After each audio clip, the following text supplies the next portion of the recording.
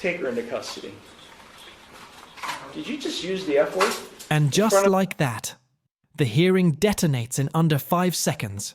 Dropping the F-bomb in front of a judge is bad enough, but doing it in front of a classroom of middle schoolers, that's a one-way speed run to handcuffs. In front of these kids and in front of me.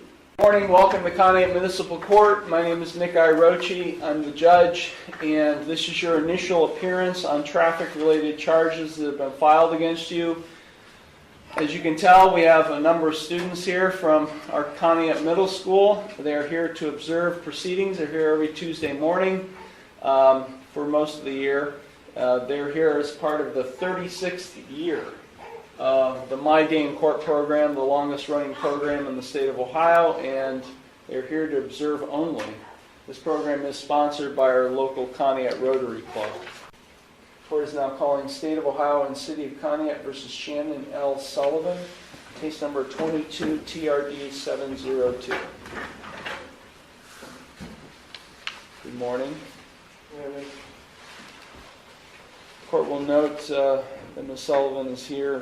This alleged incident took place on November 1st of 2022. And Ms. Sullivan was given a arraignment date. She failed to appear. We issued a warrant for her arrest as a result of her failure to appear on November 23rd, 2022. A warrant has been issued and has remained out. 3 years. Let that sink in. A warrant sitting out there since 2022. This is why ignoring a traffic case doesn't make it disappear. It just waits to ruin your morning or your freedom. Remained outstanding since that date, and a warrant block has also been issued. Ms. Sullivan contacted the clerk's office and is turning herself in on the warrant. Okay, Ms. Sullivan, did you understand all of the rights and plea options I just explained to everyone? Yes. Do you have any questions regarding any of those? No. Do you recall receiving a copy of the Yes. citation that was issued on November 1st, 2022? Yeah. Okay. You're charged with 2 counts. The first charge is driving under suspension. That is a first-degree misdemeanor.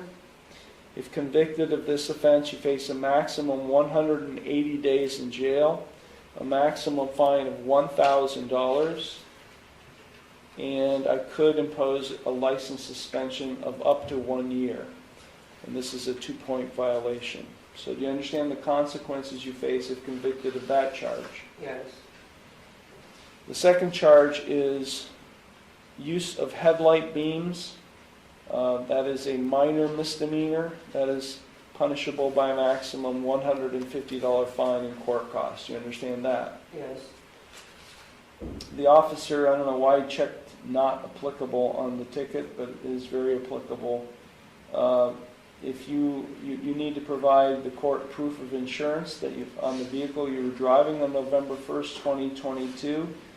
If you're not able to provide this court proof of insurance on the vehicle you were driving that day and are convicted of this offense, you do face a mandatory non-compliance suspension with the Bureau of Motor Vehicles. Do you understand that potential consequence? What did you mean by non-political, whatever the fuck did you say? Take her into custody. Watch this moment closely. The judge is calmly explaining insurance requirements, and she cuts in with confusion. It could have been an easy fix. Instead, she chooses the nuclear option. Custody. Did you just use the F word in front of these kids and in front of me? Did you just do that? Take her into custody, go down in jail, and then think about what you just said to me in this courtroom in front of these kids, and then maybe, just maybe, I might take your case up later today. Okay? Go. Get out of here. Sir, Get out of here. The court is on the record in the City of Contempt in State of Ohio versus Shannon L. Sullivan, case number 22 TRD 702. The court was in the process of arraigning Ms. Sullivan earlier today when Ms. Sullivan, during the hearing, used a profanity. The record will reflect that there were students here from the Contempt Middle School here to observe through my day in court program at the time. I had Ms. Sullivan taken into custody. She is now appearing at this hearing by way of video, and I will continue. This part is important. The judge didn't arrest her for the charges. He arrested her for disrespecting the court. Judges have full authority to maintain order, and when students are present, zero tolerance mode is activated. Continue this hearing that had already taken place or was in the process of taking place with her appearing from the Conneaut City Jail. So Ms. Sullivan, I'm going to just pick up where we left off. I think I explained to you the maximum potential penalties you could face with respect to each of these charges, and I think things went south when I was trying to explain to you that if you are unable to provide proof of insurance on the vehicle that you were driving on November 1st, 2022 to the court and are convicted of either or both of these charges, that you do face a mandatory non-compliance suspension with the Bureau of Motor Vehicles. Do you remember me telling you that? Yes. And then you had a question what that means.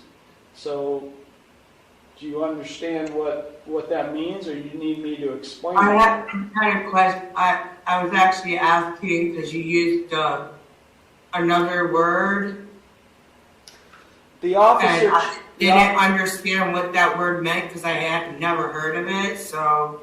The officer checked the box on the ticket that said not applicable.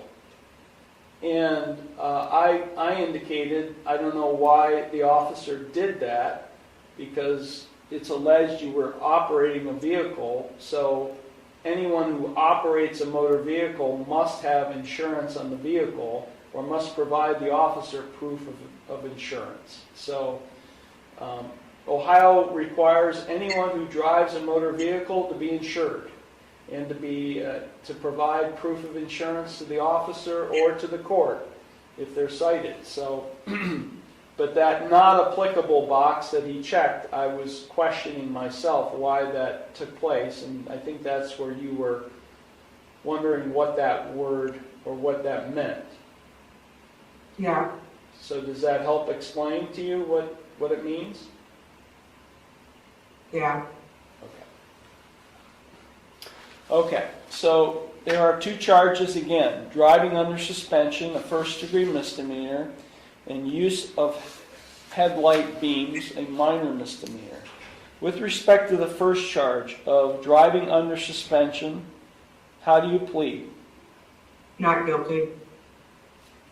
And with respect to the other charge of use of headlight beams, how do you plead? Not guilty. Okay, the court will accept your not guilty pleas. Are you asking the court to consider appointing an attorney to represent you in this case? No. Are you going to retain an attorney? No. Are you going to represent yourself? Yes. Okay, and can I ask why you do not want an attorney or me to consider appointing an attorney? Well, the court-appointed attorneys, they have too much on their plate, so they don't bother to actually try to fight for you. So, and the other attorneys, they just have the court's best interests at heart and not their clients. So you feel you can represent yourself better than any attorney? Yeah, because I can represent myself to the best of my ability. It's not that hard to go down to the library and get a bunch of books and look through them. Okay, I mean, It's not that hard to ask Google of how to do stuff. I mean, I do know how to argue my case. Representing yourself in a case that could land you in jail is a bold move. Sometimes it's confidence. Other times it's chaos wrapped in a Google search. What do you think? Smart strategy or courtroom crash course disaster? Well, the reason I asked this, Ms. Sullivan, is because there is a potential jail consequence on one of these charges, and so anytime there's a potential jail consequence, I do everything, I and any other judge does everything they can to ensure that the person, the defendant, is being represented by an attorney. So again, I'll ask, do you want me to consider appointing an attorney? No.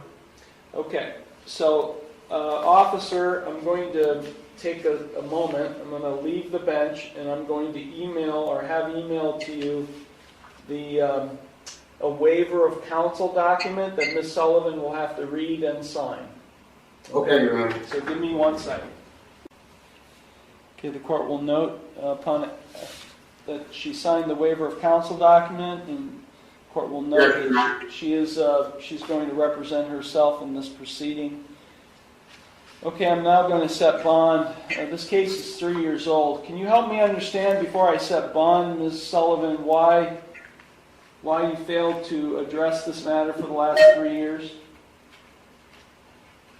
Well, Your Honor, I have ADHD, and at the time I received the ticket, I was going through court with my own children.